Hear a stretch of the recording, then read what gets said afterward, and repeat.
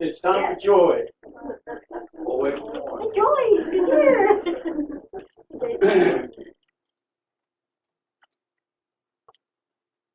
Let's all stand. We'll sing.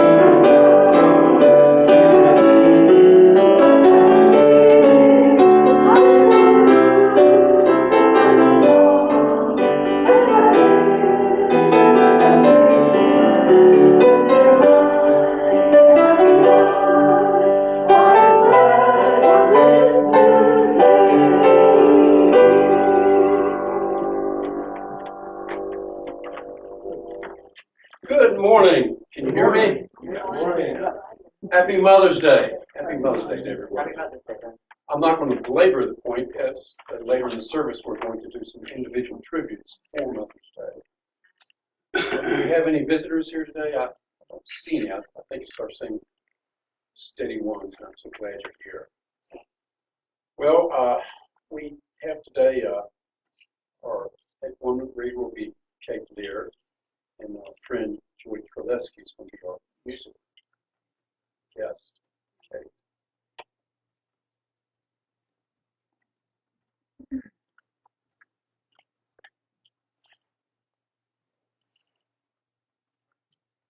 I give thanks for the abiding strength of motherly love. I bless and give thanks to all mothers everywhere. I praise their fortitude and commitment and applaud each one's tireless, selfless devotion. I am in awe and admiration for the diverse, beautiful expressions of the sacred activity of motherhood throughout the world. Reflecting on mothers, I take a moment to recognize that the glorious spirit of maternal love abides in me, no matter what my gender. I am grateful for my capacity for boundless patience and unconditional love as I support, protect, strengthen, and nurture others. Motherly devotion, found both within and all around me, enriches the world beyond measure.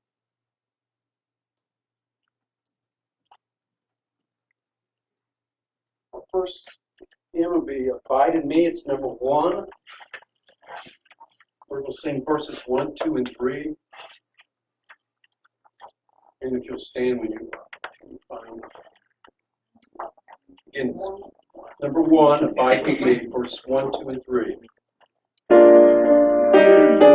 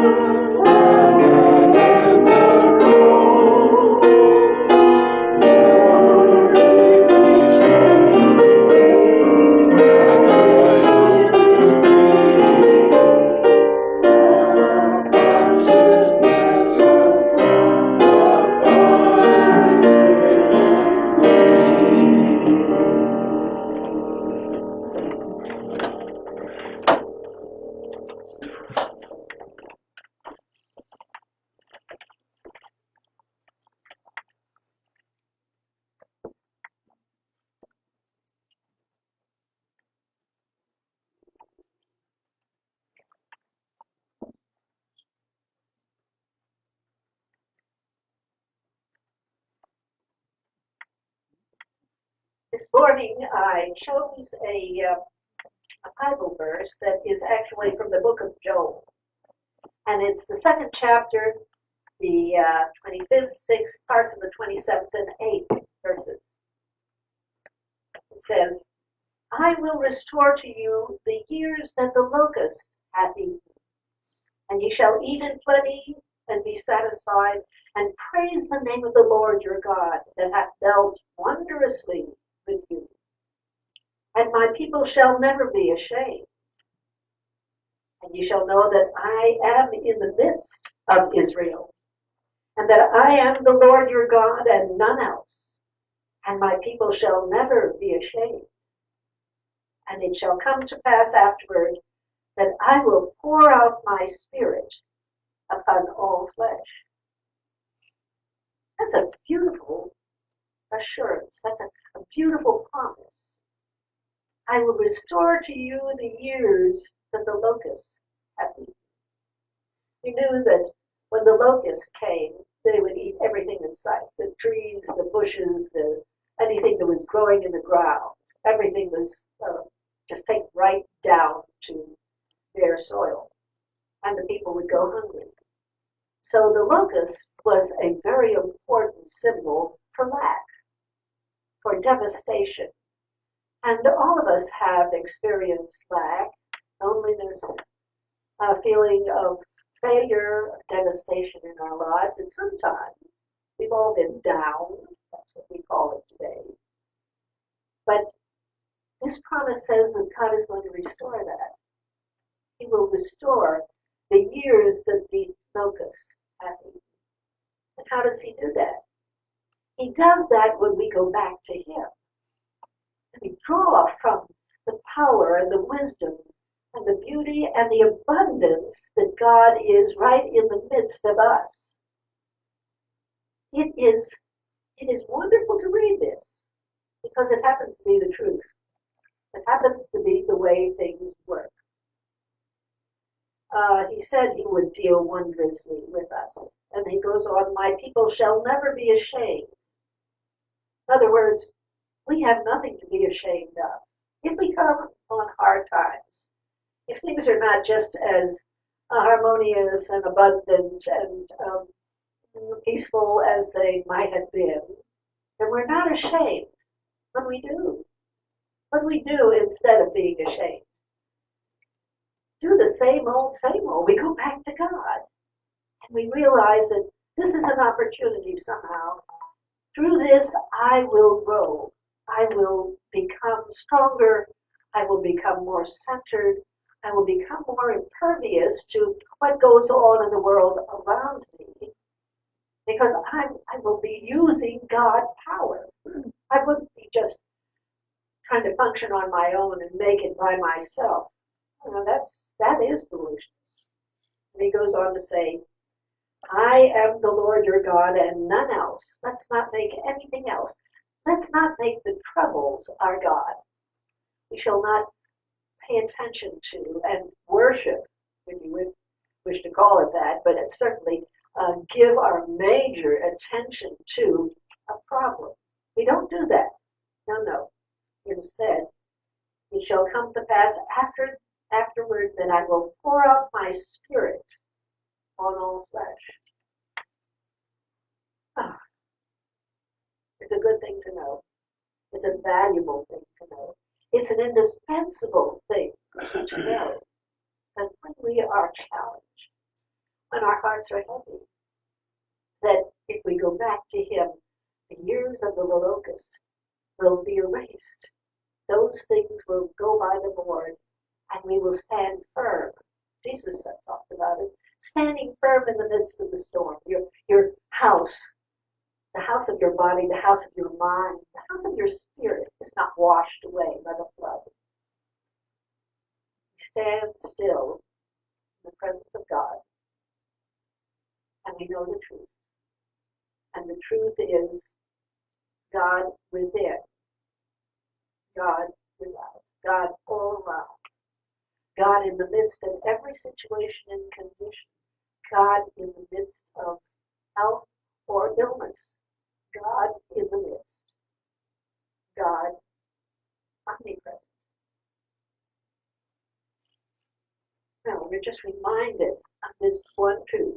You know, Sunday mornings I come at it from 365 degrees of the compass, but I end up in the same place all the time, and I hope you don't get bored with it. I'm reminding myself that that's the way it is. If you want to listen in on my reminding myself, I thank you for doing it. But that's something we all have to come back to. Omnipresence. God within. Shall we say our divine science statement of being? It's in your orders it says. God is all, both invisible and visible. One presence, one mind, one power is all. This one that is all is perfect life, perfect love, and perfect substance. I am the individualized expression of God, and am ever one with this perfect life, perfect love, and perfect substance.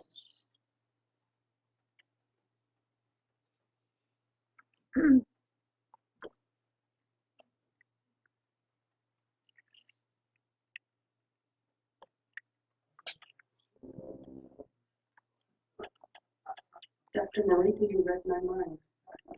You basically introduced my song. This is a song I wrote called She Carries On, and I was facing really scary health problems and didn't know what was going on. And then one morning I heard a dove crying, and for some reason it just reminded me that everything is as it's supposed to be, and to have faith that everything is that way. Keep going. Keep going. So she carries on.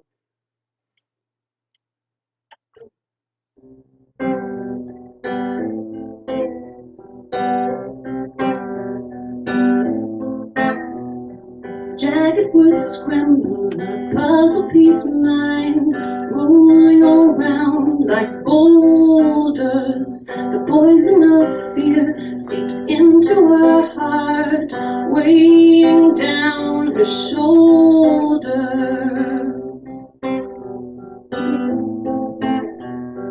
She doesn't know what the day brings. She doesn't know if the morning dove will sing, but she carries on.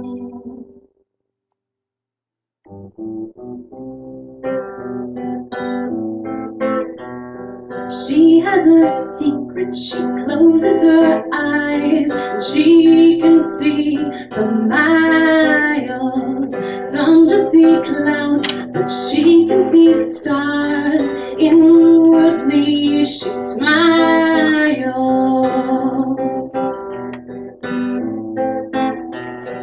She doesn't know what the day brings. She doesn't know if the morning dove will sing, but she carries on.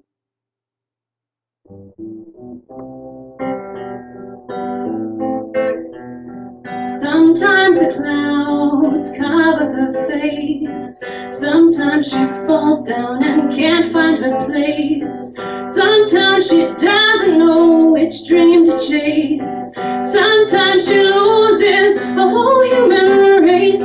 But when she cries, she hears the dove's distant sigh, and she is cradled by the blue of the sky. When she cries, she hears the dove's distant sigh, and she is cradled by the blue of the sky. Ooh, ooh, ooh.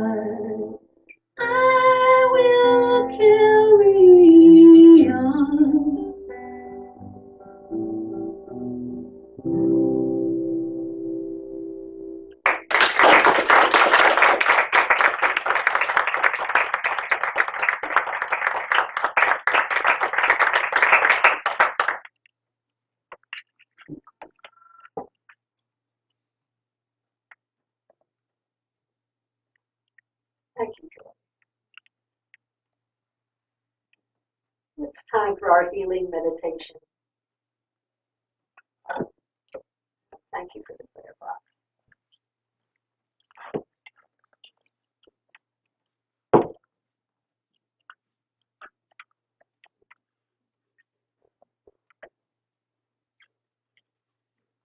We lead such busy lives, but this is a time during our service when we leave all that behind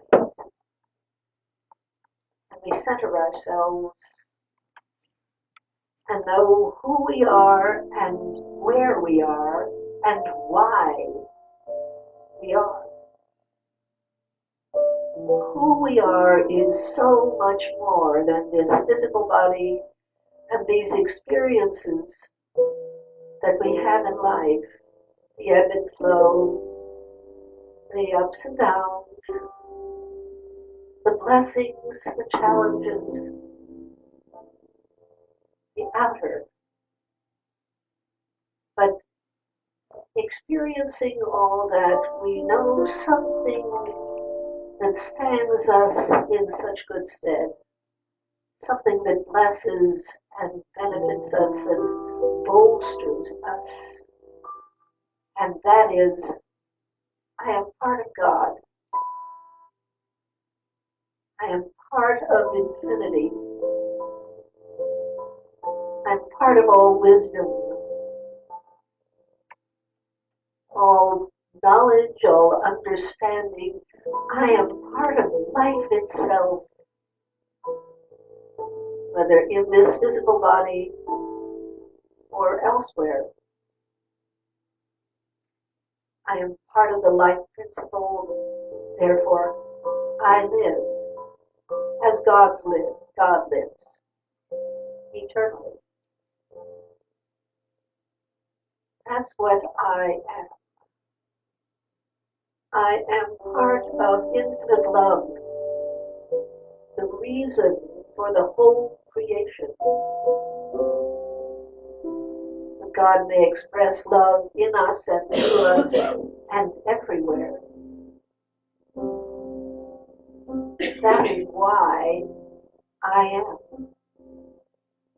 To express that flow, that healing attitude, that peace of mind, peace of heart, peace of soul, first within myself, and then throughout every experience of life. For as we dwell in this divine peace within,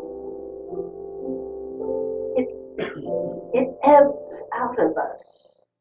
It gradually fills the space around us. It fills the people around us. And greater peace reigns. This moment of silence, of just knowing who I am, why I am, and where I'm going,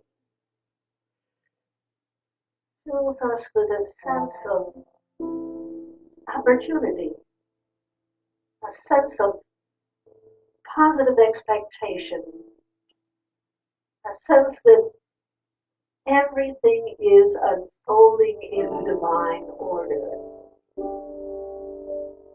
And not just for us, not just for ourselves, but for everyone around us, for everyone whom we hold in this light of peace and love and healing and knowledge, wisdom, understanding, and joy. Not just us and those whom we love and we know, for we include everyone who is on our Valley Community Church prayer list. We include all the leadership of every country around the world. We include our armed forces, whether they be in this country or in some far-flung area, whether in danger or in peace.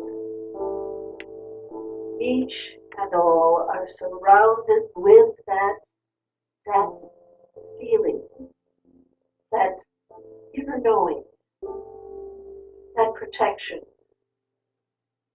that wisdom, that good. In the 90 seconds of silence that we're going to have, we have only to give thanks and acknowledge I am God individualized. I am His image and likeness. I am loved, and so is everyone else. And my work in earth is to spread that peace, that understanding, that wisdom, that love, that light, right where I am, right now, and from now on.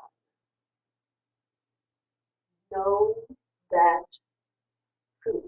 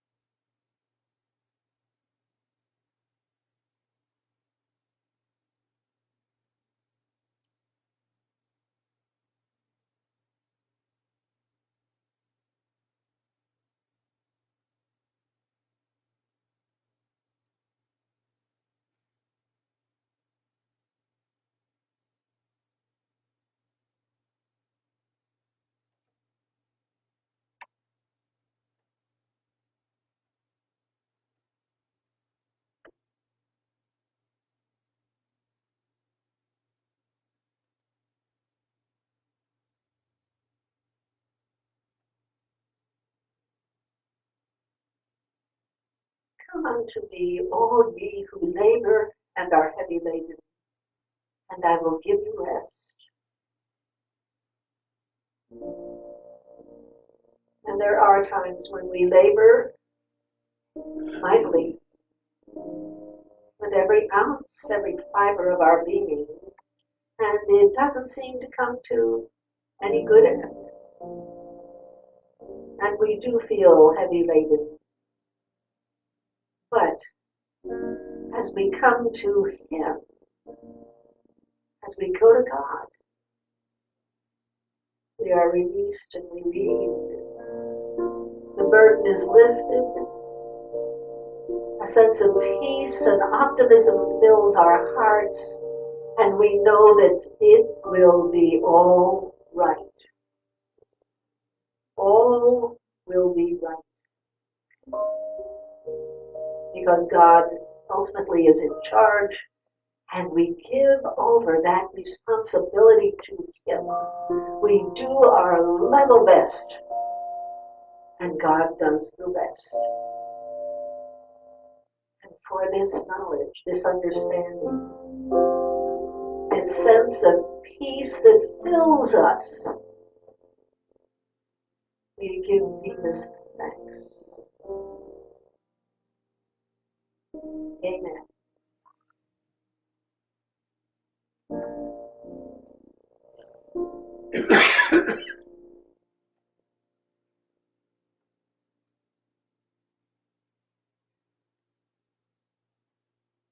Shall we say together the affirmative version of the Lord's Prayer? You'll find it on the very first page of your hymnal if you don't have it. Our Father, which art in heaven, hallowed is thy name. Thy kingdom is come, Thy will is done on earth as it is in heaven. Thou givest us this day our daily bread. Thou forgivest us our trespasses, as we forgive those who trespass against us. Thou leadest us not into temptation, but dost deliver us from all evil. For thine is the kingdom, and the power, and the glory forever. Amen.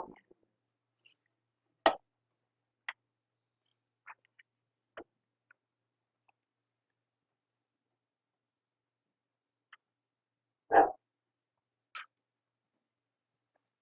today is Mother's Day. Yes, and we honor the mothers of all the people in this sanctuary, and we honor also all the ladies who are mothers themselves. It's a hard job, and it doesn't come with any instruction booklets. We do the best we can, and with a bit of luck, the children turn out okay. They turn out just fine. Of course, the most famous mother of them all, the most famous mother of all time, was Mary, Jesus' mother. You know, it was so interesting last week. Dr. Ahmed, who spoke last week, told us that Mary is venerated in the Muslim faith. As a matter of fact, she has a chapter in the Quran that is devoted just to her. Just to her. Her name is mentioned more times in the Quran than it is in the New Testament, believe it or not.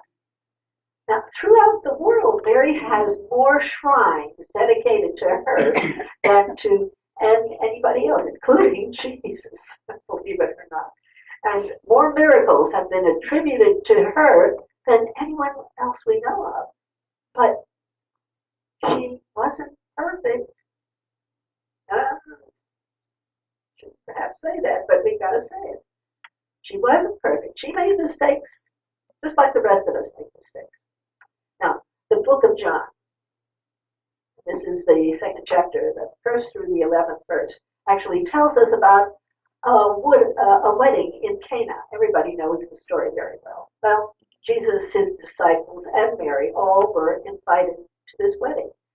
But apparently, and those weddings went on for 3 days, apparently the bridegroom's family, who was the group that provided the food for this feast, the family started running out of wine. And Mary heard about it, and she told Jesus about the difficulty. They were running out of wine. And the Phillips translation quotes Jesus as saying, "Is that your concern or mine, Mother? My time has not come yet." And he didn't want to do anything. He didn't want to do any miracles. It was too early. It wasn't the right time. He wanted to start doing that later in his ministry, obviously. But she must have given him the look. Her mother. Because the next thing she did was to tell the servants that they should do whatever he asked. It wasn't the right time. He didn't want to do it, but he did what his mother asked him to do. He had them fill up 4 huge jugs of what they call wine barrels or whatever, filled them with water, and they became the best wine that had been served at that feast. Now, was that a mistake on Mary's part? To force the issue like that? Well, we don't know. Maybe we're on the fence about that. Maybe she should have, maybe she shouldn't have. But then there is another instance. And this is in Matthew, 12th chapter. This is the 46th verse. And again, the Phillips translation. While he was still talking to the crowds, his mother and his brothers happened to be standing outside waiting to speak to him. Somebody said, "Look, your mother and your brothers are outside wanting to speak to you." But Jesus replied to the man who had told him, "Who is my mother? And who are my brothers?" And then with a gesture of his hand toward his disciples, he went on, "There are my mother and my brothers. For whoever does the will of my heavenly Father is my brother and my sister and my mother to me." Well, what is that about? Apparently, Jesus' mother and his brothers had heard about the teachings and the healings that Jesus had been doing. They had not accompanied him, though, when he left Nazareth to start his ministry. They were rather ashamed of his teaching, actually, because it was so different from what they'd always heard from the priests and the Pharisees. And if they went after him, if they accompanied him, they'd be thrown out of the local church or synagogue. They'd been tossed out on their ears. What would their neighbors have said? But now, hearing what she heard, his mother had become concerned about this, and the family had come to take him home to Nazareth because they were afraid that he had become mentally ill. Yeah. And of course they were mistaken. The next time we hear about Mary was when she stood at some distance from the cross with a group of other women while Jesus was dying. And then the final time we hear of Mary is at Pentecost, when she is said to have been in that upper room when many experienced this transforming spiritual experience. So, Mary, the most venerated woman in the past 2,000 years, made a few mistakes. She made a few mistakes. Now, our mothers certainly may have made mistakes too. And the mothers in this room, well, we've all shared errors in our behavior, what we've got said, done. But everyone makes mistakes. However, the mistakes take a distant back seat for these women who loved us, who expressed that love to us. Their intentions were the highest. They were there to help, not to hurt certainly, to safeguard us and to guide us to the best of their ability. Their children were so important to them. Their role in our lives was really unforgettable and undeniable. We are changed because of our mothers. And today is the day that is set aside in the year to remember them, to honor them, to celebrate the innumerable good things, wise things, useful things that they taught us. This morning, we remember that they stood for, what they stood for, rather. We think of the things that we want to emulate that they did, the funny things they did, the uniqueness of their personalities, and so much more. Now, I made one call this past week, and I asked you to think of some special memory that you had of your mother, something that you would like to share with all of your friends here this morning, so that we might honor her too for all that she did and all that she was.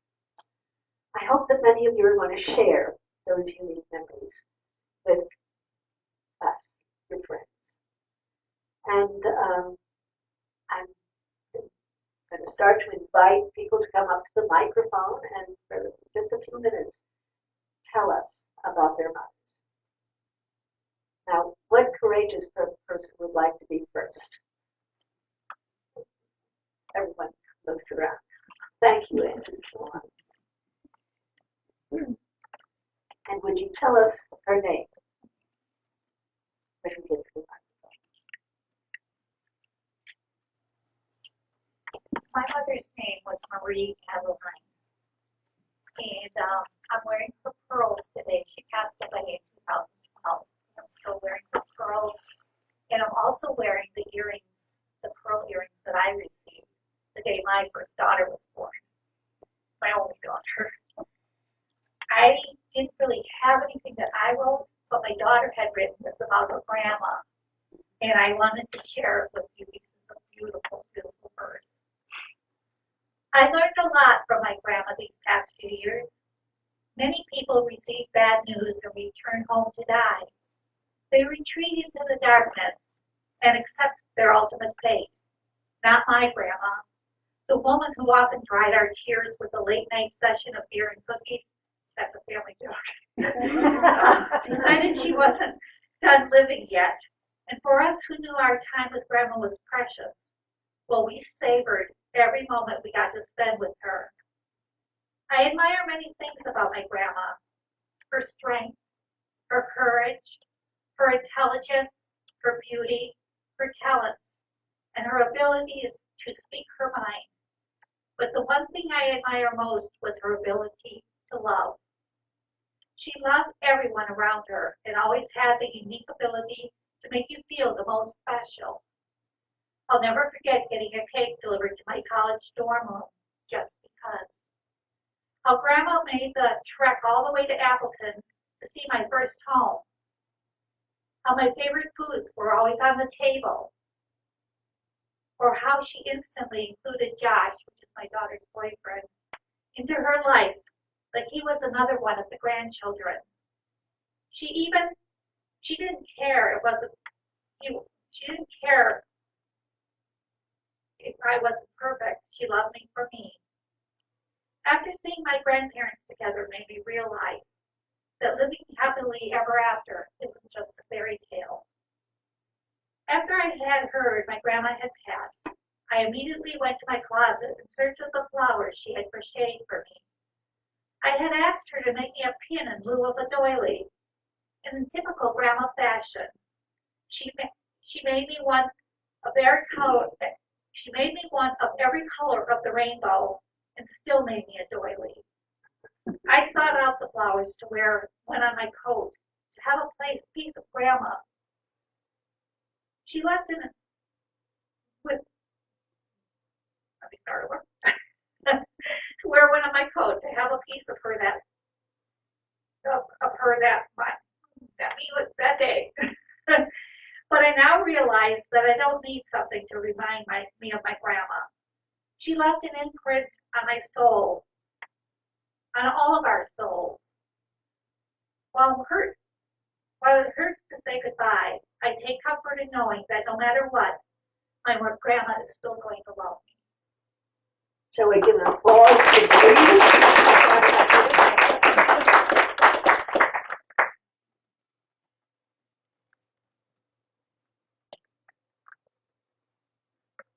No one wants to follow that, I don't think. You can. Okay.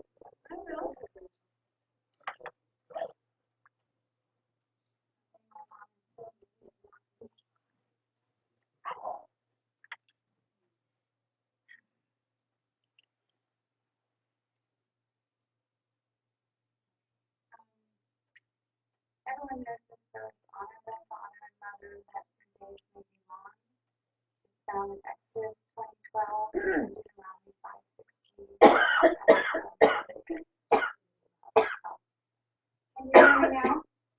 You want me to repeat that? Okay. As Maurita said, no one is perfect. We all live in a real world. Some of us honestly cannot come up with a memory of their mother that inspired them in this world. Some of us have had our lives changed because of the choices made by our mothers and their associates. For good or for ill, whether it be for love, career, health, or safety. Research into past lives leads to a deeper understanding, however, and forgiveness and gratitude. I am very thankful to my mother for encouraging me to file an application for a United States patent in 1997 on the first e-business for marketing mobile app. After she said, "Are you inventing something?" when I was on the floor drawing process flowcharts and typing system specs over the Christmas holidays. This was soon followed by my design of a computer phone, now called a smartphone, which was a redesign of the old Palm Pilot or PDA, glorified organizer, the plastic stylus kept falling down to the floor, or personal data assistant. We used to call those before we had smartphones. I had filed that with the Patent Office serial number 436590 dated May 18, 1998. I had the improvement of an internal credit card slot built into the device, which accesses the internet and has telecommunications connectivity.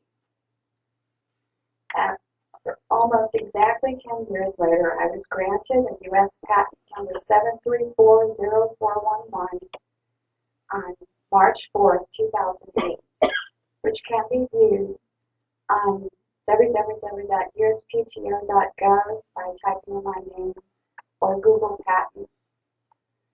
Thanks, Mom, and my mother, Father, God.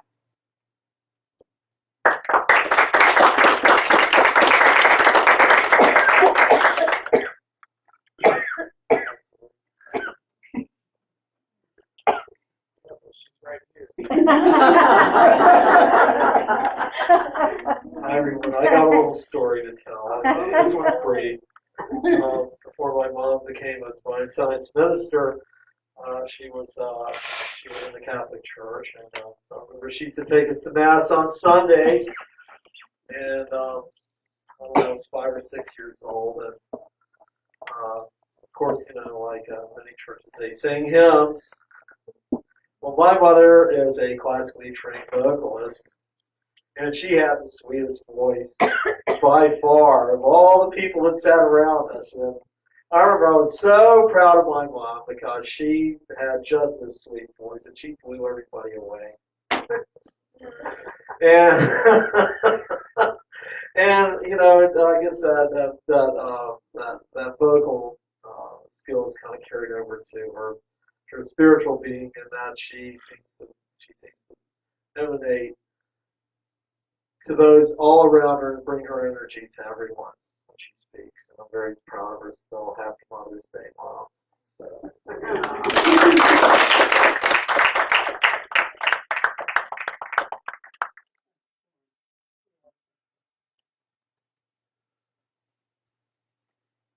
My mother was perfect. She told me she was. And she was. But I don't remember her imperfections. She's no longer with us. God rest her soul. She passed in 2011.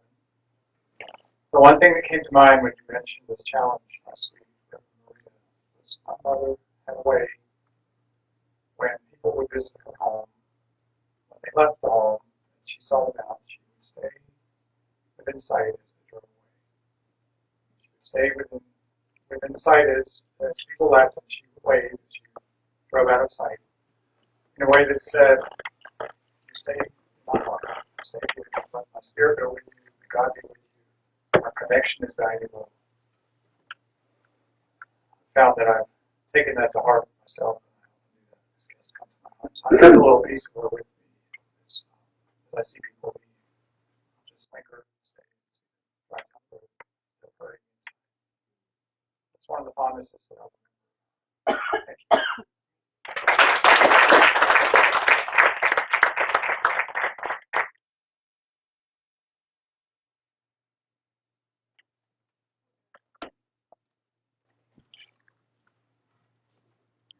My mother's name was Doris. She was a no-nonsense kind of lady. Not exceptionally book smart, but she had common sense by the truckload. And opposite my father, who was extremely book smart and had zero common sense. So I hope I got the best of both worlds there. She dropped 3 pearls of wisdom for me. The first was moderation is the key to a healthy life, so you can do anything as long as you do it in moderation. The second was that you should be able to stand on your own 2 feet, whether you're male or female. So she sewed me a beautiful prom dress and taught me how to fix the clothes dryer. She taught me how to make Thanksgiving dinner and taught me how to play baseball. She coached my brother's Little League baseball team, so that was the kind of woman she was. And the last pearl of wisdom on raising children, she said, there are 3 things you can't force a child to do. You can't force them to sleep, you can't force them to eat, you can't force them to go to the bathroom, so don't die on those mountains. And I didn't. So.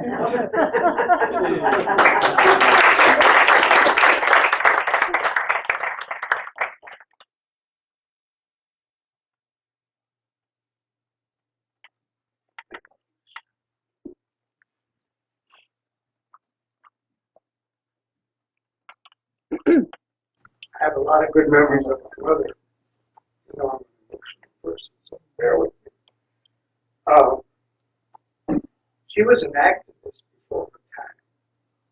She was just always involved in community activities, helping people. We lived in a poor Mexican neighborhood, East LA, and she helped at the church a lot. Well, in 1954, she was selected Mexican American Woman of the Year, which was a great honor because Los Angeles was a big city. But the thing that she always taught me, she always called me mijo, which was son. She said, mijo, remember this. You're an American first, and then a Mexican. And I've always remembered that. God bless America.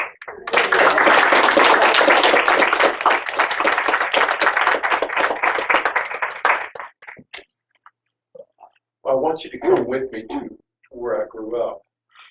And we go in the door, there's the living room. We turn a little bit to the right, and there's the dining room, and then there's the kitchen.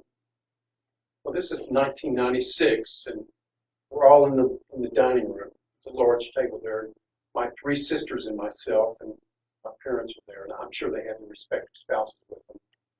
And as sisters will do, one of them said, Mom, what would you like to pass on to us? What great thing can you tell us? She's being a very smart lady. She was a school teacher and a very bright lady. She didn't say a word, not one word. So that's what it passed. It was in the winter months. I think it was around Christmas. So about this time of year, and I do think it was Mother's Day, we came to her house again to celebrate. We're all sitting there at that big dining room table, and I don't keep anything, but she passed out these little cards, these little purple cards, and she wrote in them, and if I can, I'd like to read it, share it with you. You open it up on the first page, and it says, what does it say?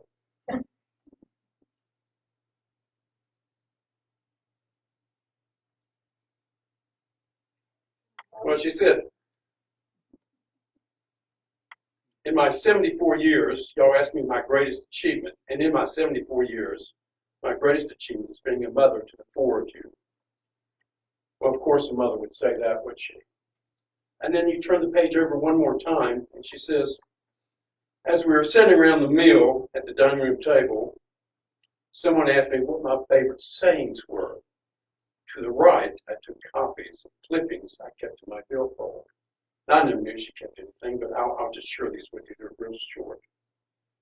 There is a foolish corner in the brain of the wisest man. You can tell a great deal about a person's character if you know how he spends his spare time. Speak when you are angry, and you will make the best speech you will ever regret. Thank you for letting me introduce my mother, Louise Parcell Watts.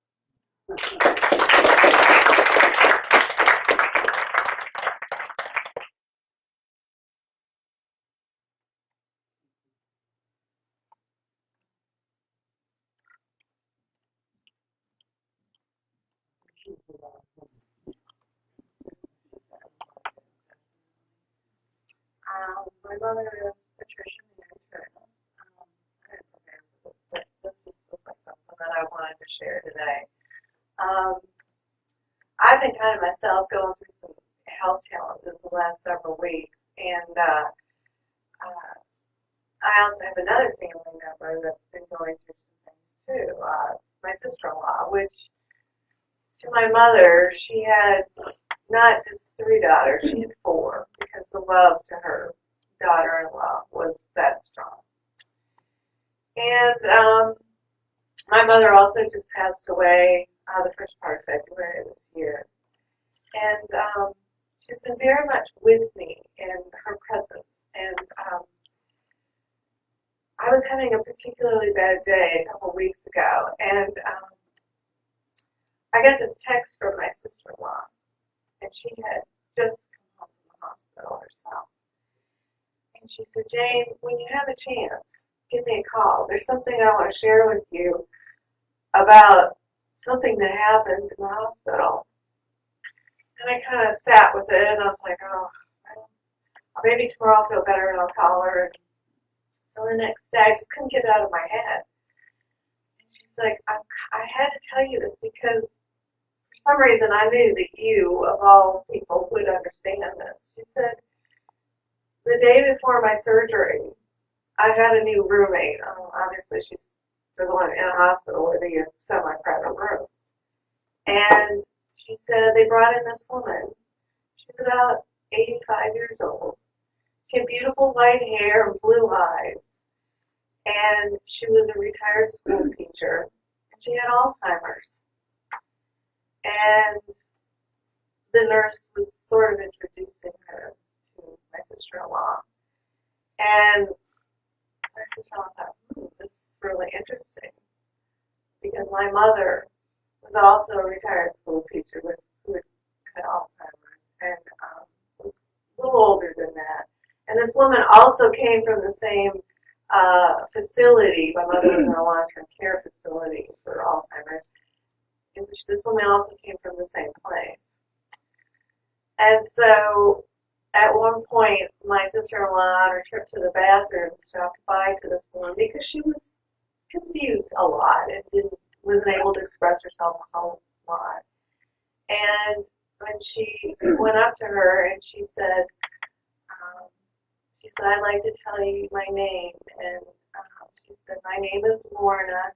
And she got this big grin on her face and she said, yes, I know Lorna Mary. Mary was her middle name. And so my sister-in-law was like, well, this is getting even more interesting because she knows nobody else would know my name.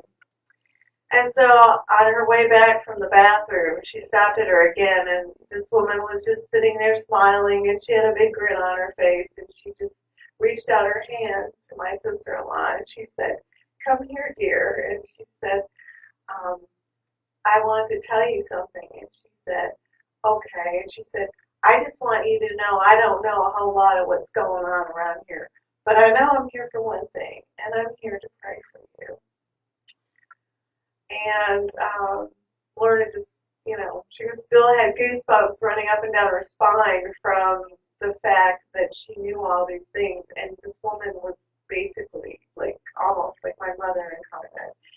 And she said it was just little things between then and the next morning, she would do that were just so resembled of my mother. And she said that night she just felt she knew that was her there in whatever form that she was. And she said there was this incredible peace she had all night long. And the next morning she left for her surgery, my sister-in-law. And when she came back, this woman was discharged and was gone. She said, I had no doubt in my mind that my mom was there, and she was there with me to pray for me. My mother was also, we all were raised Catholic, and she was a very devout, spiritual woman to her faith. And that was one thing she always was doing, was praying for people. And I just feel so grateful because that my sister-in-law had that experience with her, and also because it brought me really an incredible level of peace, particularly that day of knowing she was right there with me.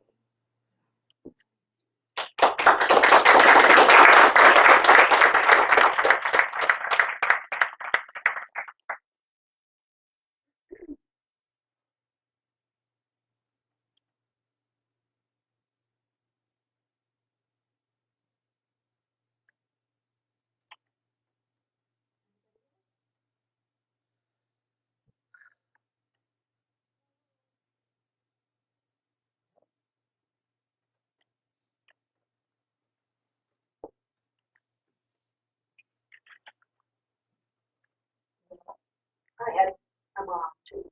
A mom who was born in France, way down in the Midi, that is the Low Pyrenees. She was a farm girl, French farm girl. And what I learned from her is one can live with courage, great courage. when she was just a little kid, she told her family that one day I'm going to America. She heard about it. One day I'm going to America. And they said, you're crazy. Oh, but how is she going to get to America? Well, the First World War came along, and of course the government came and took all the animals, they took all the food, grains, everything. And her brothers had gone off to war. One was married, but she was left at home. And when 1914, she was 16 years old, and she was never petite. She pulled the plow for my grandfather, tried to till the soil to raise some food for them. Her mother tried to make bread out of straw. It was inedible. They went hungry during that war. But she survived, at least for a period of time. However, she came down with spinal meningitis during the First World War. And that was a death sentence. And she was dying. But somebody heard of a young doctor who was in the armed forces, who was in the French army, who had come home for a short leave, and they ran to this village which was nearby and got him to come, and he happened to have a new medicine, and he gave it to her, and she survived. She came out of this coma.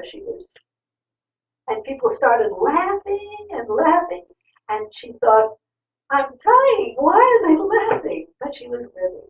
She survived that. But she didn't survive it absolutely untouched. It weakened her back, it weakened her body.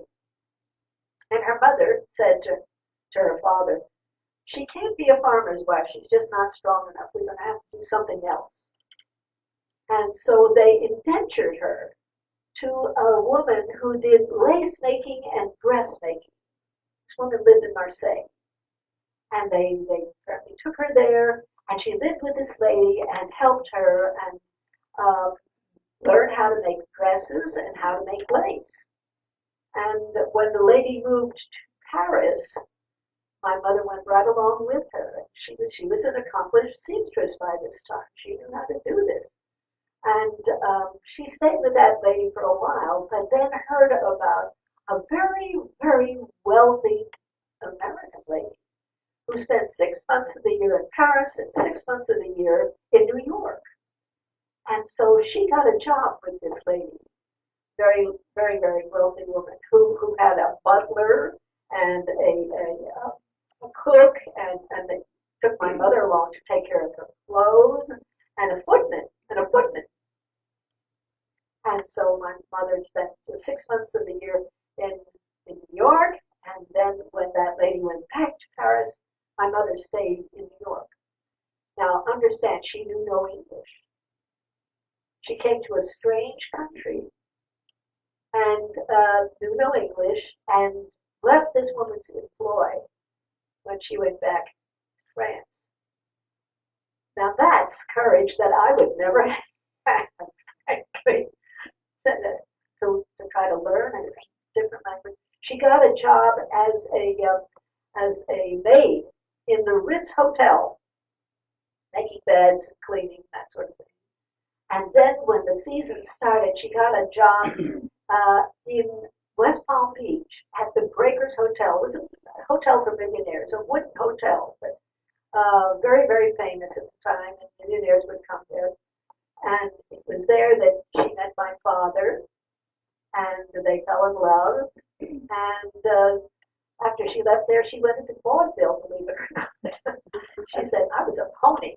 What was a pony? Pony was one of the girls who were in front, the short girls who were in front, kick their legs. I still can't imagine my mother doing it. He was a pony. She was in vaudeville. But she had a lot of difficulties in her life. But she went through them all because she had a motto. And her motto was, if anybody else can do it, I can do it too.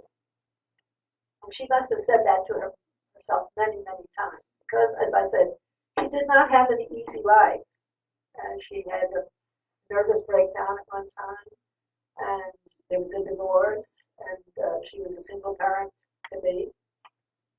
But I admire this woman so greatly for her courage to make a life, and not just any kind of life, but a good life, with friends, and with faith, and with courage.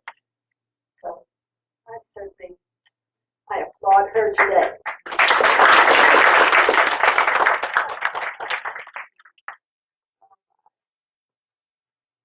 Our mothers, most of them, were perfect, even if they did say they were.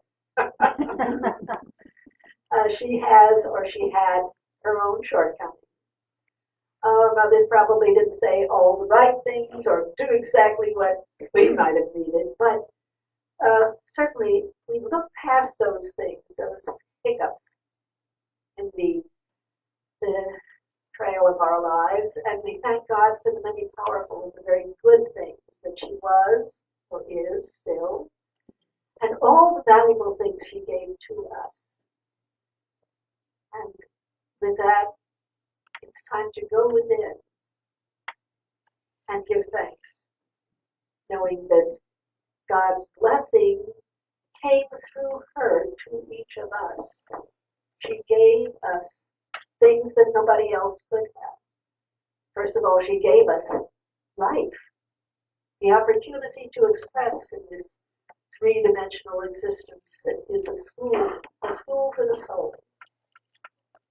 She gave us probably examples of things to do and maybe things not to do.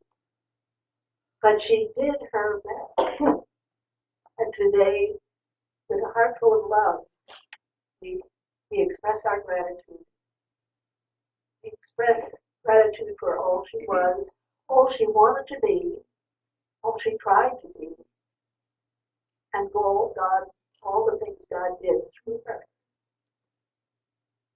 We give thanks this day for God omnipresent in every single one of us, and especially today in our mothers. Amen.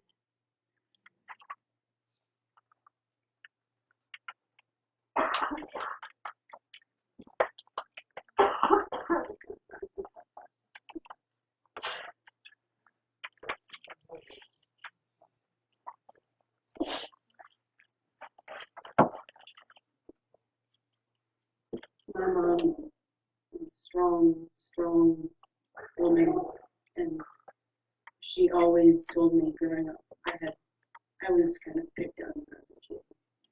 Kids mean to me, and they'd pick on me, and I had funny colored hair, like I blue hair, wear funny clothes. I just couldn't do anything right, and kids would make fun of me.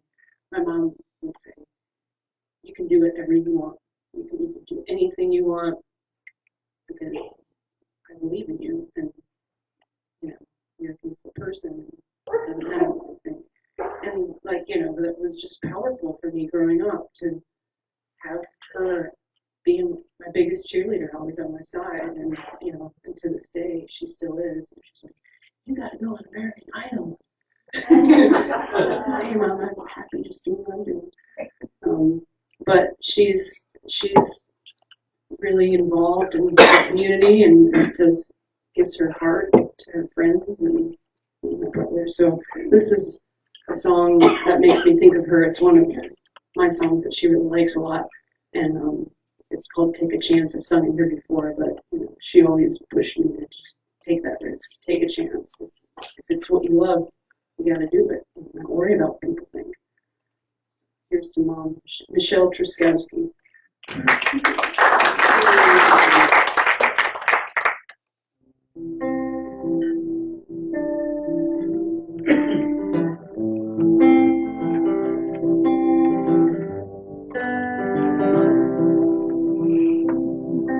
It's lonely and it's scary up here on the stage, and you're not sure about your circumstance,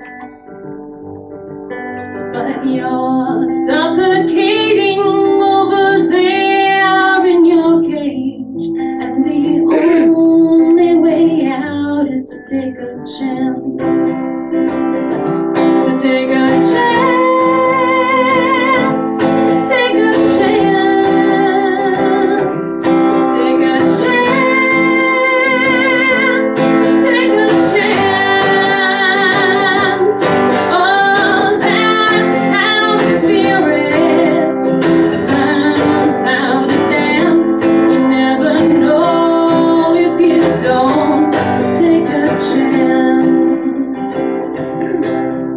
It's a long way down, and you're likely to fall if you spread out your wings and try to fly. But more tragic are the wings that don't fly at all, and the longing of the heart that doesn't try. So take a chance, take a chance, take a chance, take a chance. Oh, that's how the spirit learns how to dance. You never know if you don't take a chance. It's the call you never made. It's those words you never said. It's that dream you didn't dare to make come true. You might fall and get hurt if you stand up off the ledge. You might fall into a happier you. So take a chance,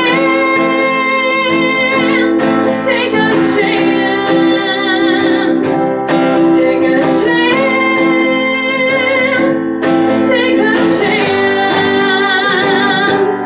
Oh, that's how the spirit learns how to dance. You never know if you don't take a chance.